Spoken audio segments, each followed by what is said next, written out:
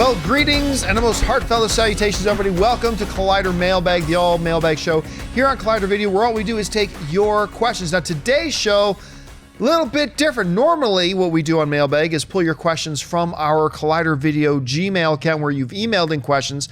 But about 3 weeks ago, we did a special episode where we kind of took behind the scenes questions from my Facebook page, and everybody asked for another one of those. So we're doing another one of those today. Joining me to do this, of course, sitting right beside me is our host, Natasha Martinez. Hello. Natasha, how you doing? I'm doing well, thank you. And of course, Kristian Rambo Harloff is back. First blood style, baby. I love that first blood jacket. That is awesome. So as I said, we're going to just take a bunch of your questions from my Facebook page, and this is generally just all kind of behind the scenes stuff, how things work, how things run, how people are, all that kind of stuff. So we like to do this every once in a while. I know, Kristian, you've been wanting to do one of these. So. I love the behind the scenes stuff. It gives a little more insight, because my favorite comment that I always get when we're on here is that it always feels like a bunch of friends just talking. And right. And I think that one of the things that you did really well was when you opened that thing up to give them a little bit more insight behind the curtain. Yeah. So with all that out of the way, what do we got? Michael Binney asks, what is the hardest part of the average day at the studio? I think it'd be different for each of us. Putting up with Ellis's jokes. Putting up with Ellis's joke. Ellis is real funny, but he just does the tried and true material on camera. We're the ones who got to sit through the untried stuff. Oh, there's a lot of stuff he tries out that you're just like, oh, that's the one you're going to, oh, okay. Why don't you tell the non-funny ones later? Yes. For me personally, it's the start time. I've gone to like 5 a.m. to start writing show notes. A little bit much for me. That's the hardest part for me. What would it be for you? Here, I mean, look, I think that Mark and myself have been here, and I kid, obviously. Mark's like one of my best friends in the world, but like when he and I now we are able to, we work here a little bit more. I don't know if that's sadder for him or sadder for you. Both. But the offices being here, it's been really helpful to actually get our work working, doing a lot more. Yeah. So it's actually been better.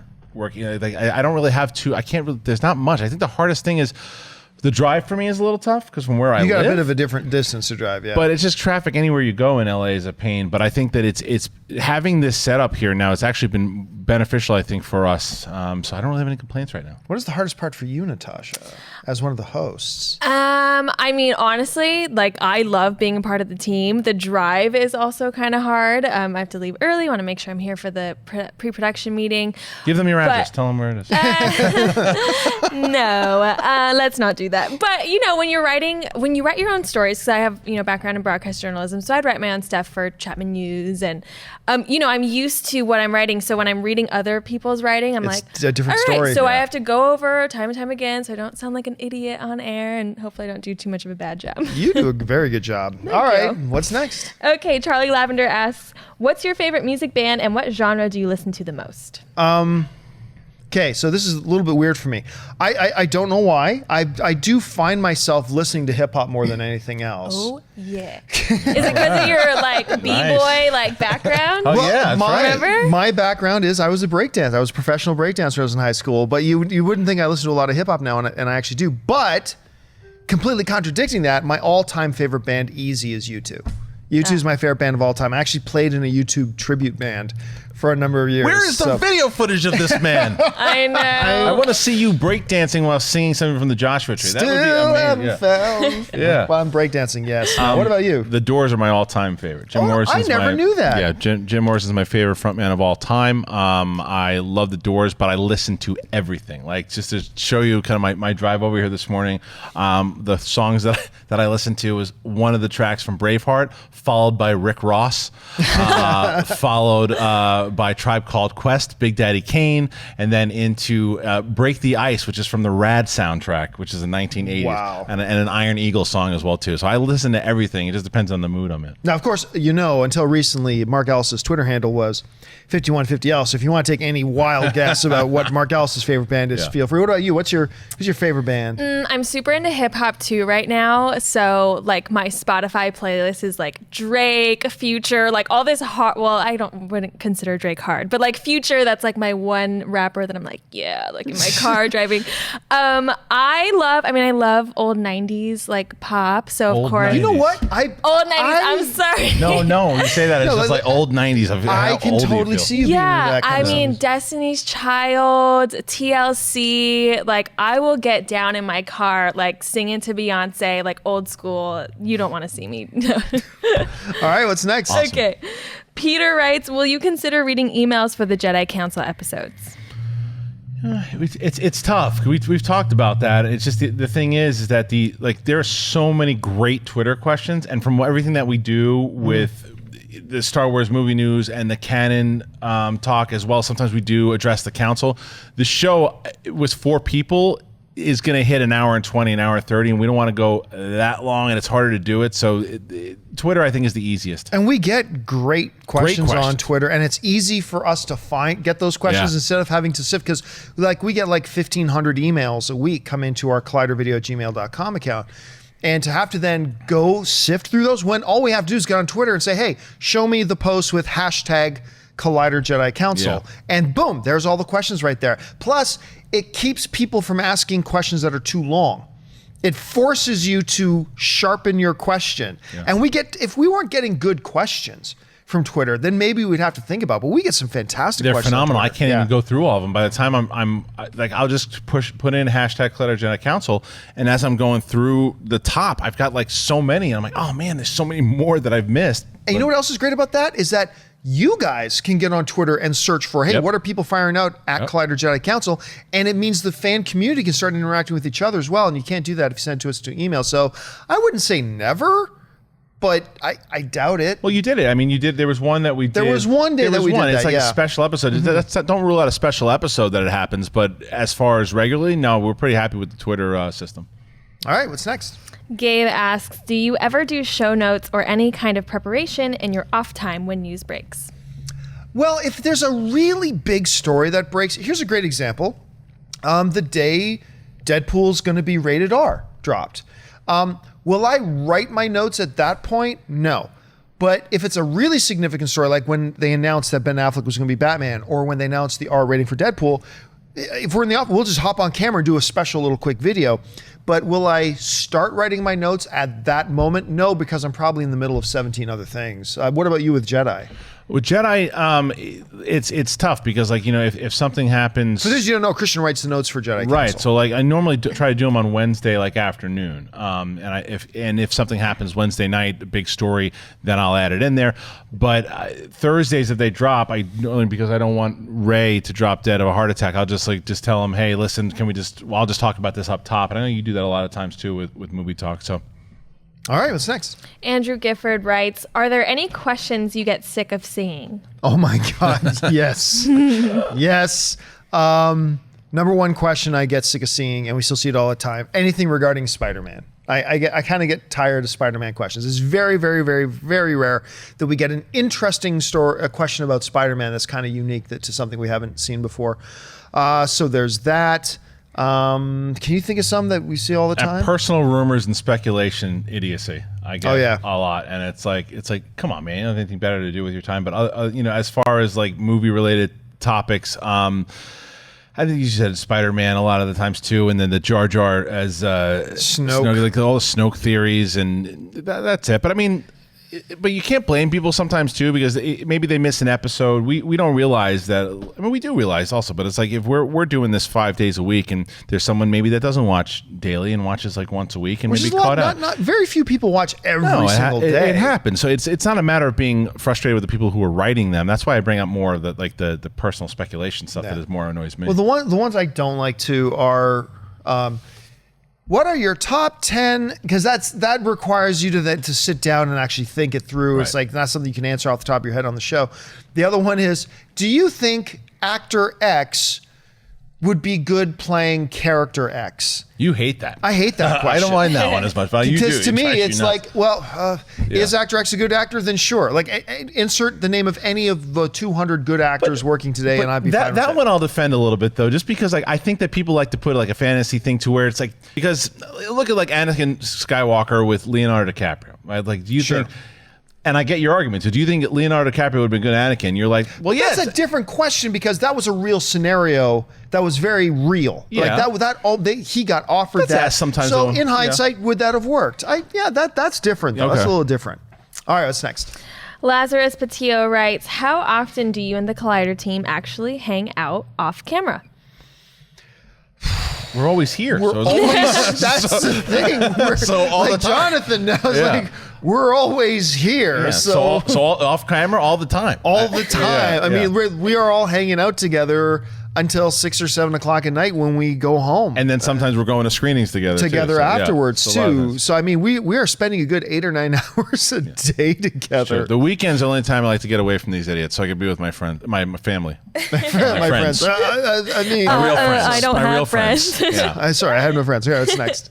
Will Swadstrom writes, what kind of food is always around at the office? Garbage. Yeah, not good stuff. Now, I want to point out, though, I have been bringing in bags of clementine oranges and apples and little protein snack packs, but for the most part, like right now, if you go out into our screening room, we got a big table beside our screening room that is like always filled with junk food. Like right now, you brought in big bags of chocolate. At Christmas, we got a whole bunch of stuff, and we're like, let's just bring it in and get everybody sick and go to the dentist here. But I'm gonna hit the supermarket soon and stack up on some apples and some healthy stuff. Now, whether we eat any of that, who knows? Now, also too, like Wendy will also bring in a lot of like some vegetable packs, like baby carrots and dips and things like that. But also, there'll always be these big mixed bags of Doritos and Sun Chips and Cheesies and Cheetos, and it's like, that's always around. They get wiped too. out in seconds. Every once in a while, Ray takes a lot of it. Every once in a while, though, like you need that kind of carbo hit. All right, what's next? Jared Gold writes, who is the funniest on set? On set?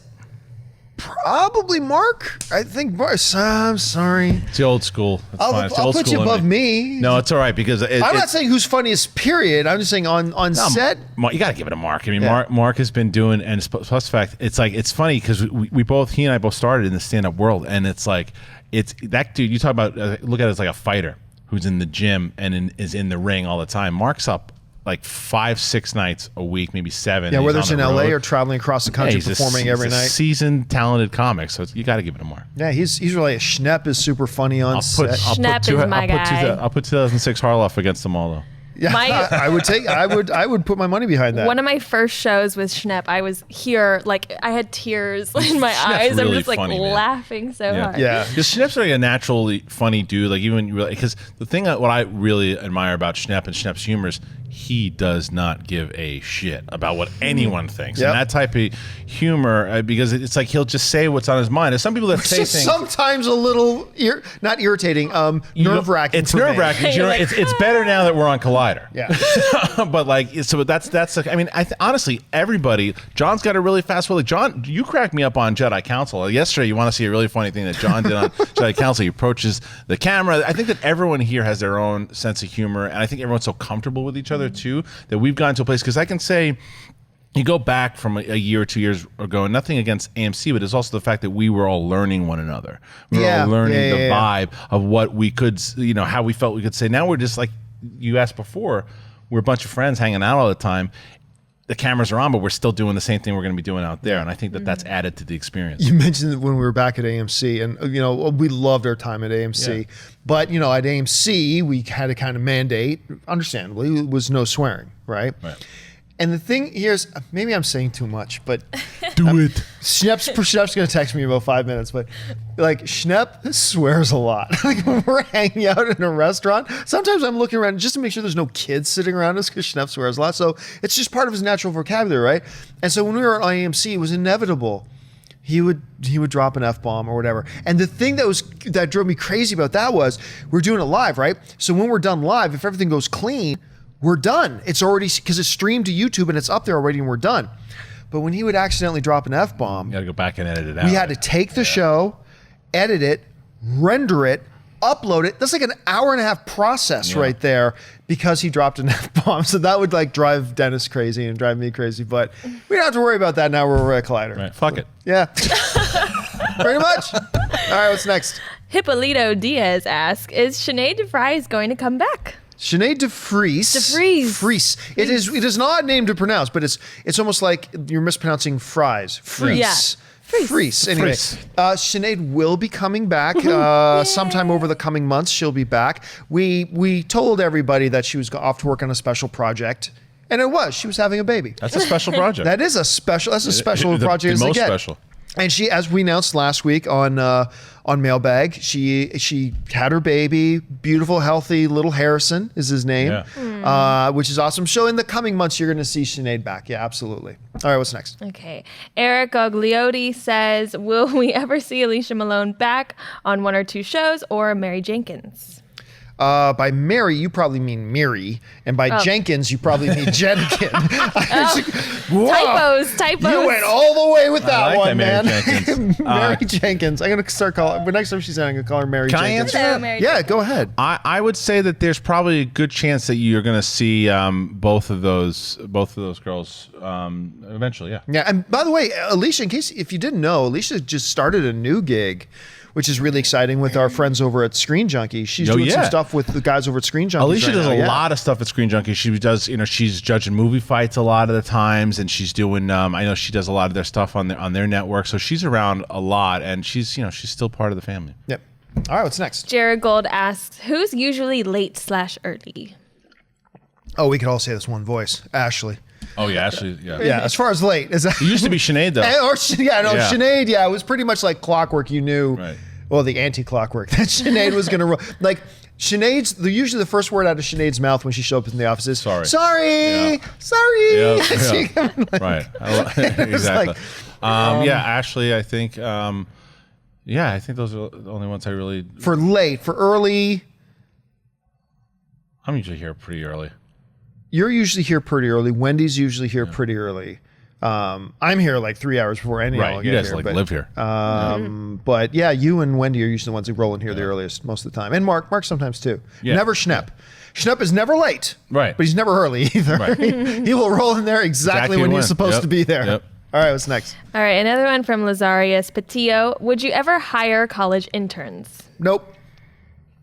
No. I actually love your explanation. I know why your explanation. I love this explanation. Well, hopefully I don't let you down now. No. I think I think you got this last time, kind of. Yeah, no. Now the concept of having interns is great. I love the idea of being able to provide a learning environment for somebody to come in and work and learn, and then take that and go do something with it.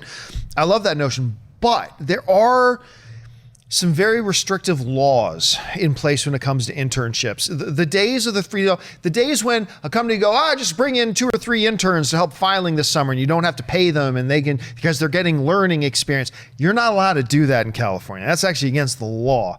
You actually got to pay people an hourly rate, and we just don't have budget for interns to come in, because otherwise I would totally be for it. But we simply, in California, we're just not allowed to do it unless we're paying them, and we don't really have the budget to do it. So, but there's that. Yeah, I was also the one. Something else that you had said before in the last one is that I think it's more about the hiring process of how you bring people in than just bringing in a fan. I think that the people who have the experience, who have built up a name for themselves and have done things, are the kind of the people that you bring in. I think that same thing with interns, because we've done that. Interns, when we, for Schmoes, we brought. It's a different scenario. But for us, you're not asking to work 40 hours. We're a once week. a week. We're doing a show for 2 hours. Yeah. And by the way, and the law is different from that. Like, would I ever bring in an intern to put on camera?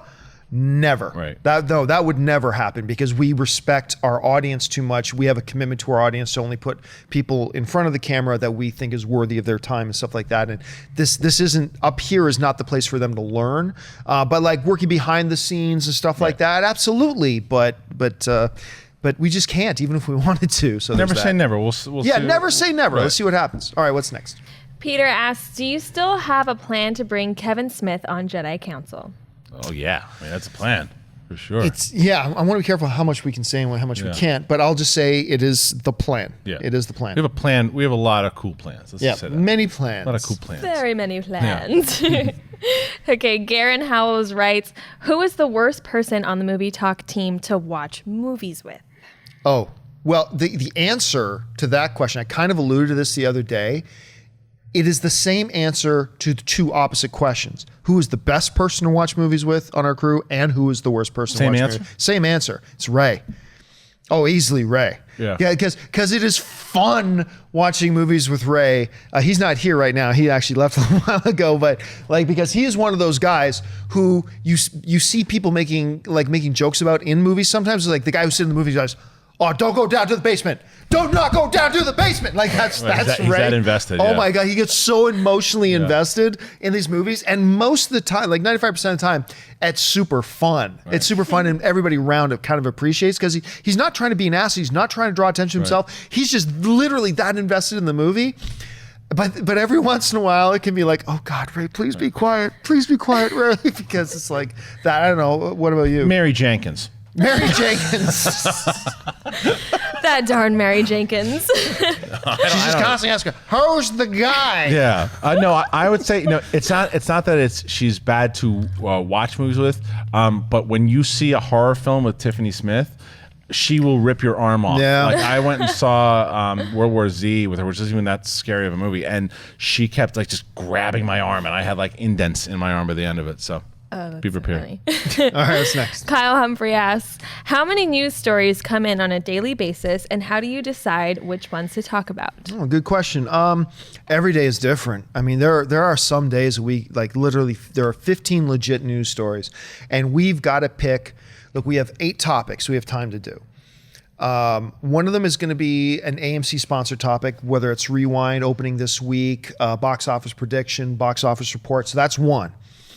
We try to save room for at least one mailbag question. So that's 2. That leaves us with 6 other possible stories that we can do. And so something we just got to pick.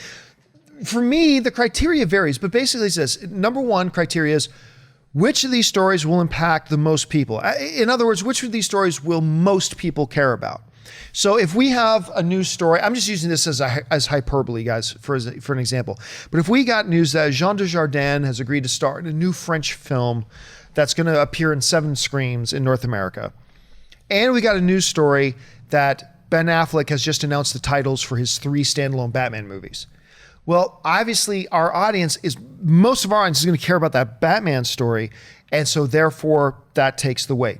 Then we also put in consideration things that go beyond popularity. Okay, maybe this one isn't popular, but maybe something is important, and it's our job to explain why it's important.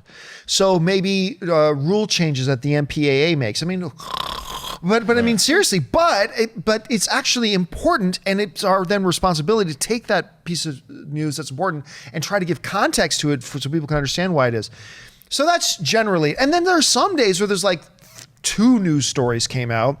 And so that we'll have our AMC sponsored thing, the 2 news stories, and then we'll do like 5 mailbag questions.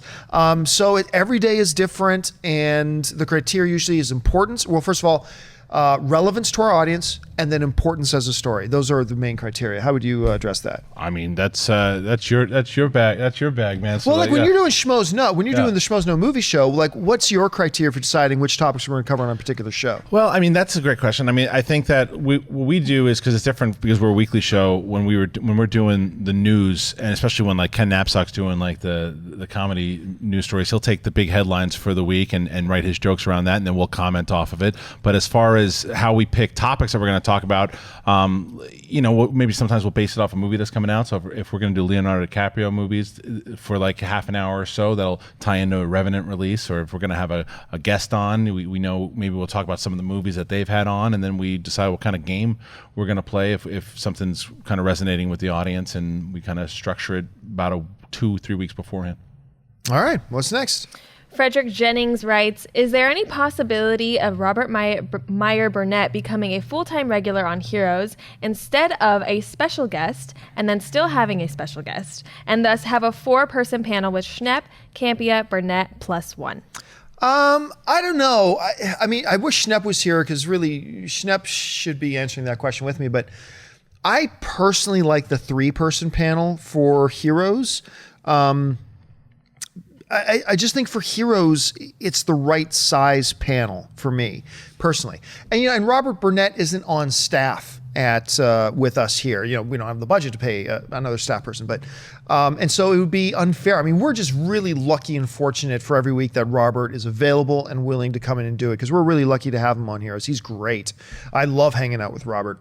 But it would be unreasonable for us to ask him to come in every single week when we don't pay him to come in every single week. So right now he just kind of comes in when he's available, and that's great, and that works. Who knows what's going to happen in the future?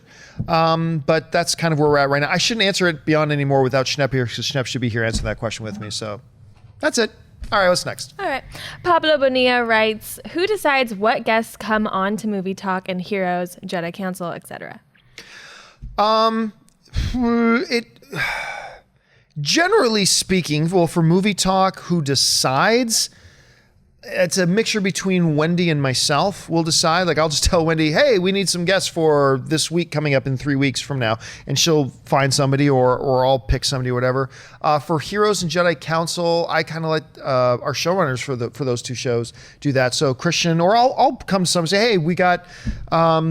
what's a good example? Kyle Newman. Right. I'll say, hey, we got Kyle Newman. Let's bring in Kyle Newman. We'll go Kyle Newman. Same thing with Schnepp. Schnepp goes out and finds the guests there unless he needs me to go get them for him. But that's generally how it works. Yeah, I mean, as far as booking the guests go, I also like to listen to the fans. You know, people that you guys want to hear. And by the way, I'll be reading the comments for Mailbag too. So if there's people you want to see on Collider Jedi Council, give some suggestions, and I love reaching out to them, and that's how we got Freddie Prinze Jr. And we'll continue to get some more people on there as we wind down. You know what kills me though? Yeah. This is what kills me. You're going back to the other question about like questions you hate getting. Yeah. It's like I literally got this question before. It's like why have you got, like, this one guy wrote to me, he's kind of angry in a way. It's like, you know, you guys talking about Tom Cruise movie, why haven't you had Tom Cruise on the show? Why don't you have Tom Cruise on the show?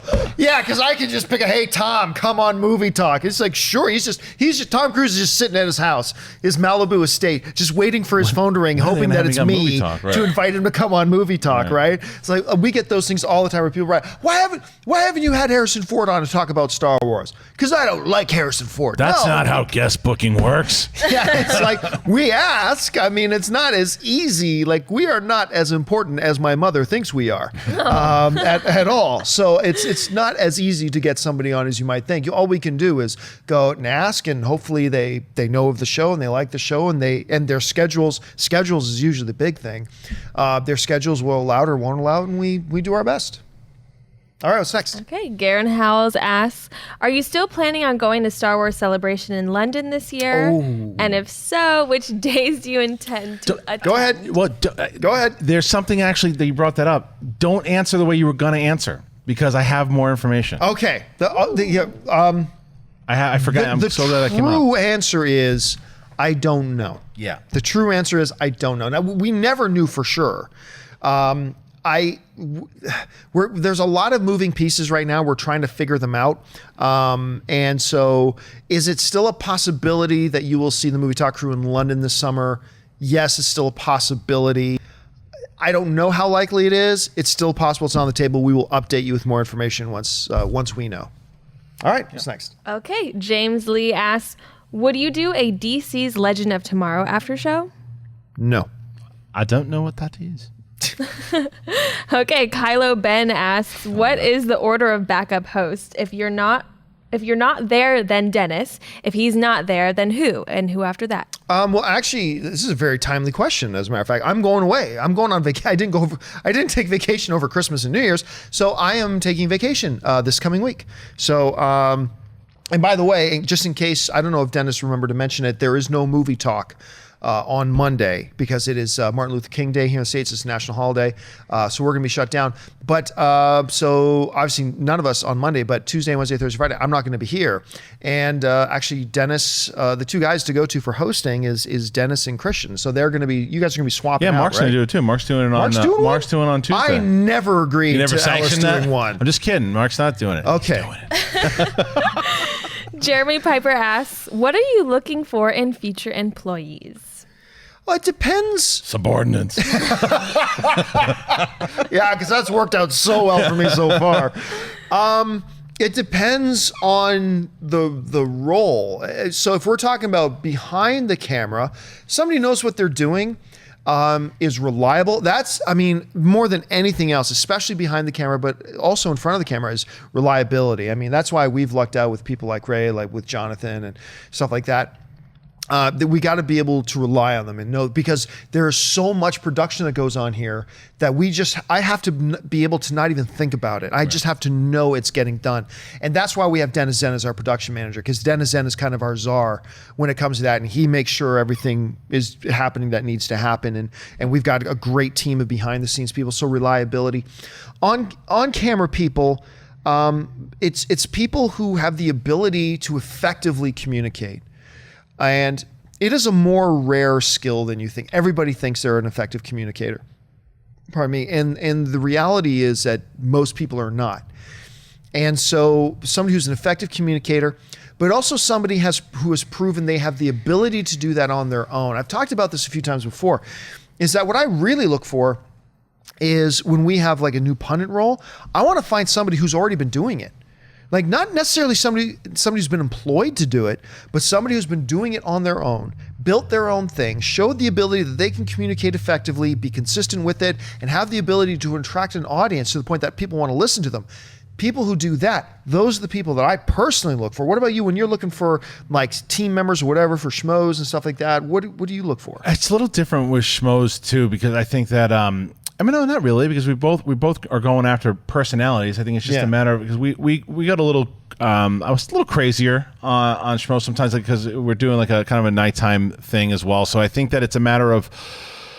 Yes, it's similar. It's really, we look for people who vibe well with the crew, that are good with the mic. For us, sometimes it's a matter of being able to have comedic timing. Sometimes it's definitely about movie knowledge. So it's a lot of the same similarities, and it's about interaction with fans though too. That's very important. It's about how people are on social media and how people can you got to have a thick skin in this business as well too. So if you don't have a thick skin, you get really there's two ways to do it. It's either take the comments when they come in, whether they're positive or negative, respond to the positives, respond to the negatives in a positive way, or don't look at the comments. Stay away from the comments. Just do your own thing. But it's a matter of being able to, I guess, be professional each way. All right, what's next? Ike Moore asks, what is one news story you guys covered that truly made you angry? Oh, man. Oh, wow. That's a good question. Lego. Jai Courtney cast in anything. Fill it in. Lego not being nominated for Best Animated Picture. No, I'm kidding about the Jai Courtney. No, it's weird because I'm thinking in my head, I can remember there are instances that something happened in the news that legitimately made me angry, but I cannot remember what they are now. Off the top of my head. You'll probably get so pissed that you forgot it, because there's so many that we could, like trailers that have dropped, and the first of all, the Gem and the Holograms trailer. I don't know if it pissed me off as much, but there's the one that just dumbfounded me. The Pez movie. Pez movie got everybody kind of going. But I mean, there's so many stories that you could say. I don't even necessarily pissed though, because like I don't know. You have to think about. Well, stories about terrible things happening that surrounded the movie world or whatever. I mean, obviously, like where there was like the shootings in movie theaters, stuff like that. That just not only breaks your heart and saddens you, it pisses me off to no end. Anytime you're getting into stories about intolerance or racism or things like that, that pisses me off. So things like that. Other than the theater shootings, I can't think of the examples straight up. But yeah, there are those that happen. Yeah. All right, what's next? Okay, Sugan writes, for the second time in 2 years, every single acting Oscar nomination has gone to a white person. Is this a problem? And if so, how can it be fixed? There have been a lot of great performances by actors like Benicio del Toro, Michael B. Jordan, Will Smith, Idris Elba, Jason Mitchell, and so on. Which of these, if any, would you make room for? Here's the thing. I sometimes think people are a little bit confused as to because Hollywood and the Hollywood institution is constantly lambasted by the right as just being the big liberal Hollywood machine, right? And at the same time, people on the left is like, it's just a bunch of old white people not letting in anybody. So it's like, if I'm the mayor of Hollywood, which I'm not, I'm like, well, which one am I? Am I insufferably liberal or am I insufferably conservative? Which one? Because I can't be both at the same time. For me personally, here's the thing. And you and I discussed this a little bit. Yeah. I honestly, personally, take the skin color of whoever it is out of the equation. When I look down the listings of all the nominees, I don't see any mistakes. I don't see any mistakes. To me, I think there is an argument to be made that Idris Elba could have gotten a Best Supporting Actor nomination. I think there's an argument to be made for that. But there is equally as much of an argument for each of the guys who did get the nomination as well. So this isn't a situation where it's like the year Forrest Whitaker got it for The Last King of Scotland, right? When he won the Academy Award for Best Actor, where he was clearly the best actor that year. This isn't a situation like that this year, but he didn't get nominated. It doesn't, it's not there. So I look down the list, whether it's actor, actress, supporting actress, and I do not want to live in a world where the Academy then goes, well, let's take out the person we legitimately thought is most deserving and just put in somebody else from a different ethnicity as a token. I think that's demeaning. Yeah. And I think that's counterproductive. Where I think the problem lies, because it's clear there's a problem, we have right? The same problem. When you've got 20 nominees for actor, actress, supporting actress, when you've got 20 nominees and they're all pasty skinned, can't be a level white, all right? When you got that as a situation, there's a problem. But I don't think the problem is the Academy, because again, like I said, I can't emphasize this enough. I look at that list and I'm like, yeah, these are legitimate. This is the right list. And it just so happens that nobody other than pasty white, can't be a level whiteys, got on the list. But the problem lies behind the Oscars, and that's in the Hollywood system in general. We talked on Movie Talk the other day about the Rooney Rule in the NFL, where could something like the Rooney Rule, and for those of you who didn't watch or don't know what the Rooney Rule is, the Rooney Rule in the NFL got introduced in the NFL that said, when the NFL realized, look, we've got so many black players in the NFL who have generations of black players in the NFL, yet no head coaches are African American in the NFL and no head office executives. That's a problem. And so what the NFL did is they instituted a rule that was not a quota, but they said, we have a rule that now whenever you interview for a head coach or interview for a front office executive position, you have to legitimately interview at least one African American. Has to be interviewed for that process. That just made sure that the team owners or whatever were giving opportunities to people, not giving anything as a handout, but opportunities. And where are we at now? You have more executives in NFL offices right now than you ever have in history. I believe there are 7 coaches, head coaches in the NFL now who are African American, more than we've ever had in history. And now, is that a total solution to the problem? No, but you see the trend going the right way. I think the problem is not the Academy Awards, but that Hollywood does not give enough opportunities to people of different ethnic backgrounds. They don't have enough roles for people of different ethnic backgrounds. And I wouldn't mind seeing not a quota, but something like the Rooney Rule that says, hey, if you're gonna hire a director for a film, and I don't want the government to make this a law. I want Hollywood itself to self-police and say, we are together going to make this rule for ourselves. That whenever we're, unless it's a situation like we're making another E.T., it's got to be Steven Spielberg. That's different. But if you're going to interview for directors or something, I'd love to see Hollywood self-police and say, we're going to make a rule amongst ourselves that whenever we interview for a director's job or something like that, we are going to make sure that our interview process opens up opportunities for people of different ethnicities, and we make sure they get a shot to come in those rooms and make their pitches and let their talent shine. I think it worked in the NFL. It's not finished in the NFL, but we see the process working. I think it could work in Hollywood, and that's where I see the problem. Anyway, I went on and on and on about that. No, Kristian, I was on the same page it? with you when we talked about it on Movie Talk as well too. I do think that Hollywood could benefit from that type of rule, but I also think that in regards to who got nominated this year, I actually think you probably could have replaced. You could have taken Matt Damon out and put Will Smith in there too, but I don't think it has anything to do, because I agree with you. I don't think you just put him in there because you're taking one white guy out to put an African American guy in there. I don't think that's the reason why you do it, because if you think that Will Smith's performance was better than Matt Damon's performance, Which I personally don't. right? Then and if you were voting and you were in the Academy, then you would have not voted him in there. That Right. doesn't mean that you are a racist, and that doesn't mean that you are not looking at the equal opportunities. It just means that you, for your movie-going experience, you thought Matt Damon was a better performance. And I think that's fair. And I think it is unfair. Look, there are a lot of things to judge the Academy of and saying that they do a lot of things wrong, because I personally do think that they do. I don't really shine a light on them for this one, because I do shine a light on the casting system. Yeah. As well, because it could have been Nate Parker in The Martian. I would have been up for that. That could have been that. I mean, it's a different situation because Matt Damon championed that movie and got it made. But you see what the point I'm trying to make is that there are movies out there that I don't think that there are very talented actors out there that are getting shots that are not white actors and white actresses. I think that there's a lot of opportunities out there that these actors and actresses could get. You touched on the directors and stuff too, but I want to go more into the performances of them, because I think that all these performances that are nominated, I think were the right ones. A lot of them were the right ones. Idris Elba, I think the case that could be made against him, and I think you made it the other day, was that it's a Netflix movie.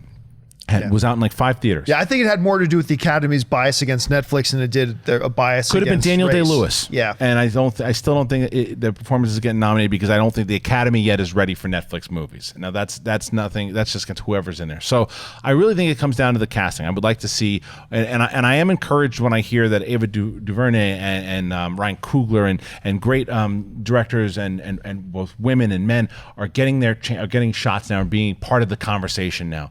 But I would also like to see them in conversations that are not just like, Black Panther and Wonder Woman. I want to see them, up for movies like, say, The Martian, and for the other movies that are just, a great director should direct great projects. Doesn't matter. And nothing against Black Panther and Wonder Woman. I think those are the people that are right for the job.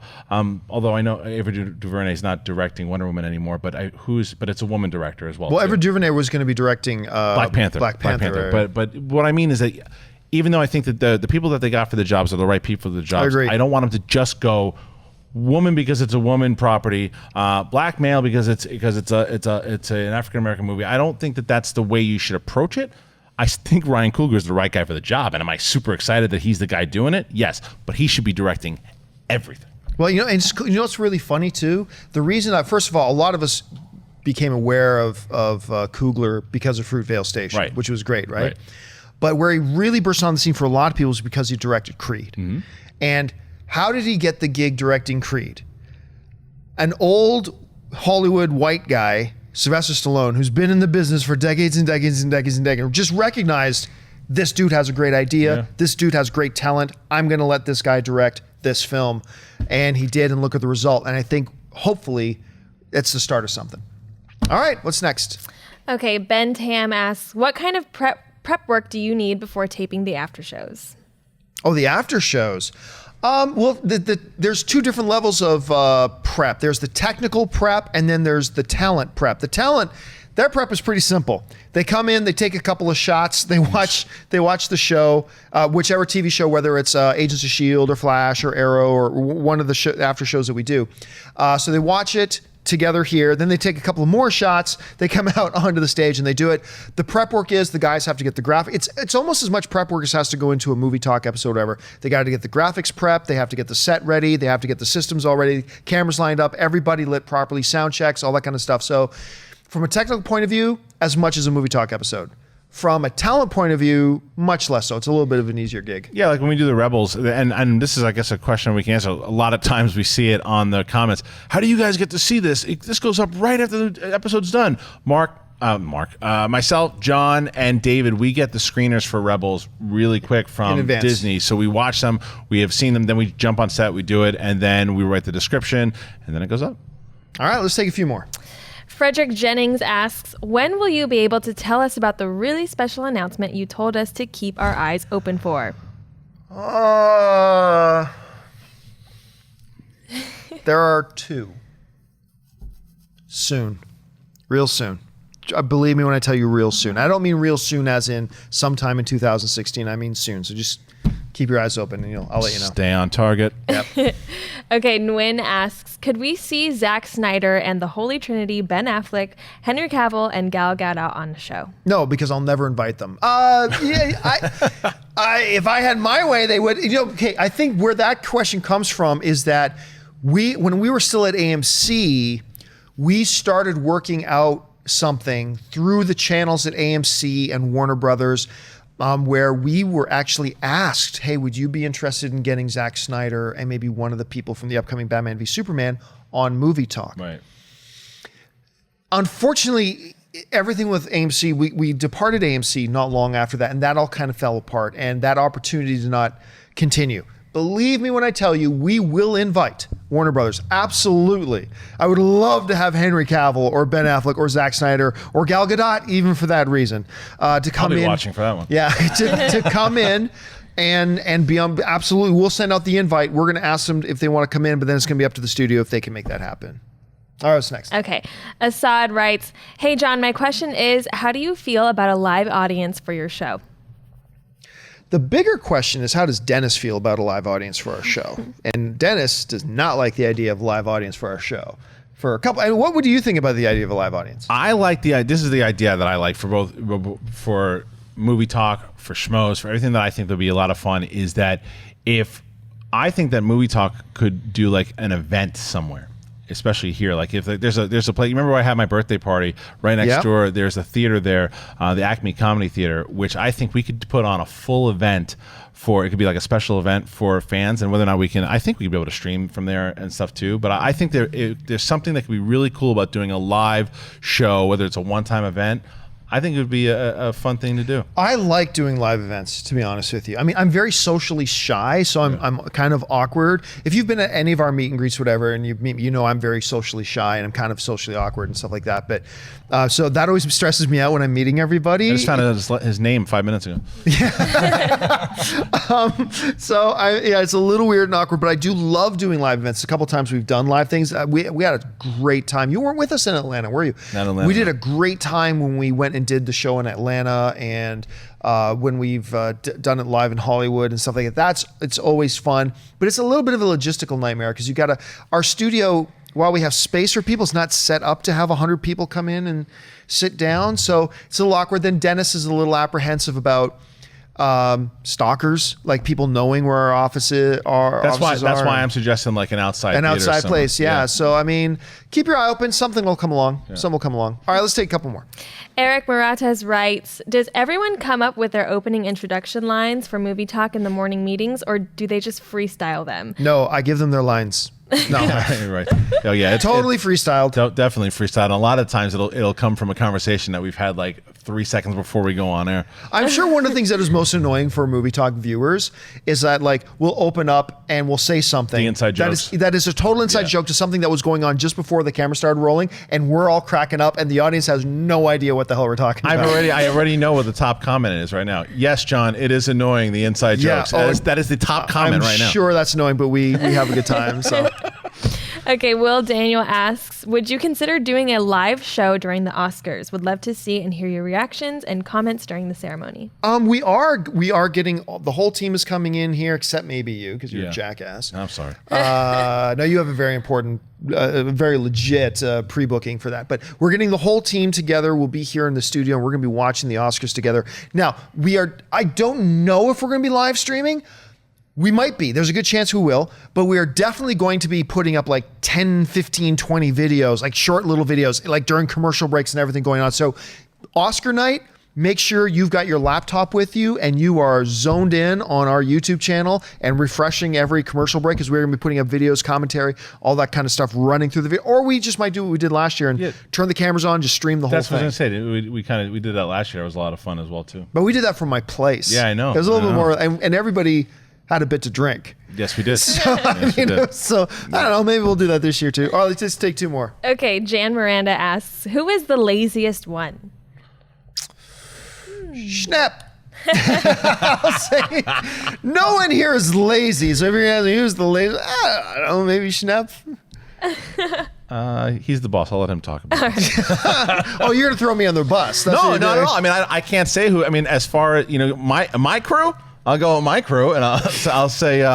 Well, take your pick with your crew. I know. That's why it's easy. JTE. All right. By the way, Schnepp is not lazy in the least. As you asked, who's the most. All right. Okay. Last one. Jessica Contreras writes, why is the Movie Talk crew not involved in press junkets for Collider? And the real intention of the question is to ask you, please be more involved in them. I believe the viewers would enjoy that a lot. It's a good question. It's a fair question. It's a multi-layered answer, though. On one hand, I'm not a big fan of press junkets because, generally speaking, people don't care about press junkets. Like, even back in AMC days when we put up press junkets, unless it's like me with Chris Evans and Chris Hemsworth, which got like crazy amounts of views. But I could have an interview with me and Steve Carell and like 700 people watch it. Or an interview with me and Helen Mirren. My God, Helen Mirren.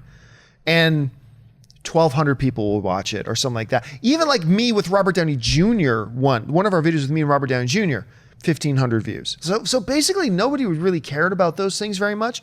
So we started caring about them less and less, but we were still interested in some. But as you know, we kind of joined houses, right? So we took Collider.com and we took the Movie Talk crew and we kind of put them together. Now we got Collider Video and we got Collider.com. So that's two houses. And when you do that, you know, there's only a certain number of bedrooms. You double the size of the family with only a certain number of bedrooms. And one of those bedrooms is press junkets. And we just all agreed that the .com would be able to keep and continue to do the junkets. They do more with the press junkets than we would anyway, to be honest. So that's why you don't see us doing them. Maybe that'll change sometime in the future. Maybe not, but that's why we set it up the way we did when we came over, and why it continues to be that way. All right, let's take one more question. Okay. Make it I cut you off guard. Yeah. Nick Goldman asks, what can you tell us about the Collider video sets? How many are there? Are there elements you had custom made built for the sets? If you could add elements to the sets, what would they be? We have 3 sets in here, 2 of which we actually now one of the sets now are green screen sets. We use that quite often.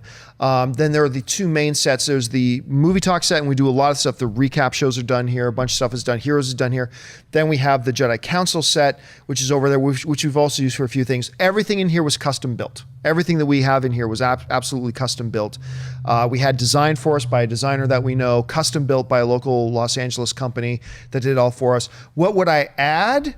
NFL style track lights, just track cameras, you know, that shoot down the 50-yard line. I would have wired track cameras that could do motion shots, so like circular shots, like even though it's just guys sitting in a chair. We had that old track shot that we used to have on AMC. That was when we were at the stream. We had the moving. We might get that again. All right, we might get a big motion jib in here. Yeah, so and I think that we're going to wind up using the sets even more so for other things too. You know, you got to remember, guys, we've only been at the studio for just about a year.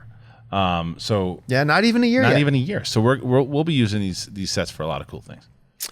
All right, folks, that'll do it for us for this installment, the special installment, a little bit more behind-the-scenes stuff here at Collider Video. Thank you so much for all of you who participated and sent in your questions and stuff like that. I hope you found this useful. I want to thank the people sitting at the table with me. Of course, Natasha Martinez. Natasha, where can people find you online? You guys can find me on Instagram at Natasha A. Martinez and on Twitter at NatashaAlexis_. And over there at the end, Mr. Kristian Harloff. Kristian, where can people find you? Twitter and Instagram at Kristian Harloff, and every Thursday here on this channel with Collider Jedi Council. Hashtag Collider Jedi Council, and try to get some of those questions on the air. Not email, Twitter. And you can follow me, of course, on Facebook. And thank you, everybody, for leaving those questions on my Facebook page. And on Twitter, just at John Campia. That'll do it for us, guys. So until Tuesday, that'll be it for us here at Collider Video. Bye-bye.